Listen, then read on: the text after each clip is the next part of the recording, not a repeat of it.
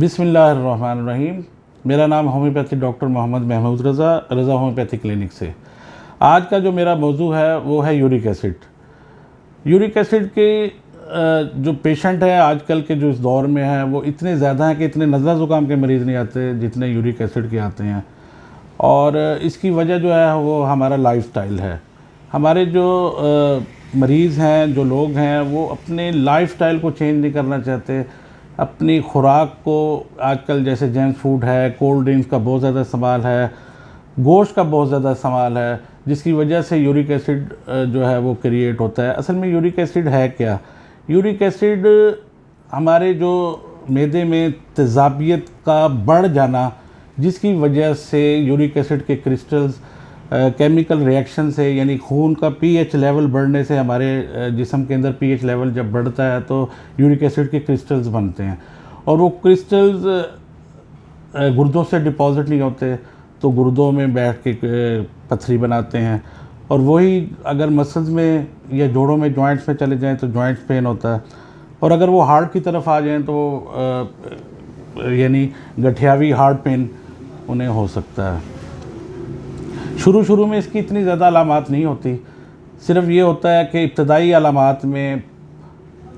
پاؤں میں سے سینک نکلنا، تیزابیت اور گیس،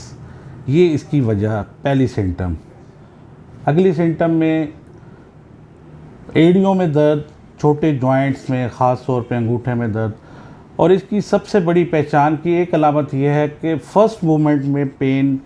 زیادہ ہوگا، جیسے ہی مریض حرکت میں آئے گا، چلے گا تو اس کے درد کم ہو جائیں گے، یعنی واکنگ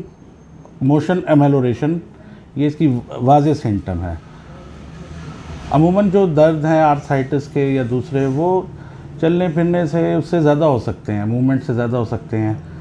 رومیٹوئڈ آرتھرائٹس کے وہ، لیکن یورک ایسڈ کی واضح علامت یہ ہوگی کہ پیشنٹ موو کرنے سے اس کو فرسٹ موو سے زیادہ ہوگا، اور اس کے بعد جیسے ہی وہ چلے گا، خاص طور پہ مریض یہ بتاتا ہے کہ صبح میں سو کے اٹھتا ہوں،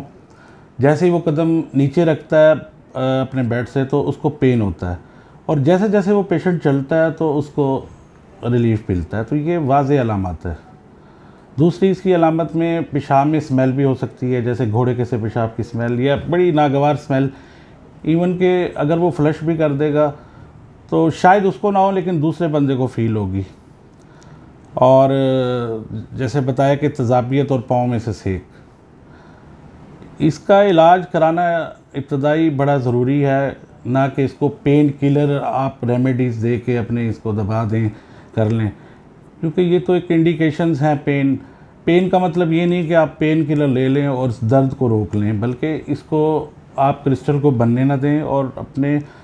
جسم سے اس کو خارج کروائیں۔ اور اس میں دوائی سے زیادہ اہمیت خوراک کی ہے۔ اگر ہم اپنی خوراک میں رد و بدل نہیں کرتے، جو جیسے سب سے زیادہ یورک ایسڈ جو بڑھتا ہے وہ ریڈ میٹ سے، جس میں بڑا گوشت سب سے زیادہ کردار ادا کرتا ہے، اس کے بعد تمام بادی اشیاء ہو گئیں، چائے اور کولڈ ڈرنکس کا استعمال ہو گیا۔ اگر ہم سنت کے مطابق اپنی غذا کو رکھیں تو ہمیں کوئی بھی ایسی بیماریاں نہ ہوں۔ تو مریض یہ کہتا ہے بس ہم دوائی ہمیں دے دیں، ہم اپنے لائف سٹائل کو چینج نہیں کریں گے، تو اس طریقے سے پھر کبھی بھی اس کا علاج نہیں ہوگا۔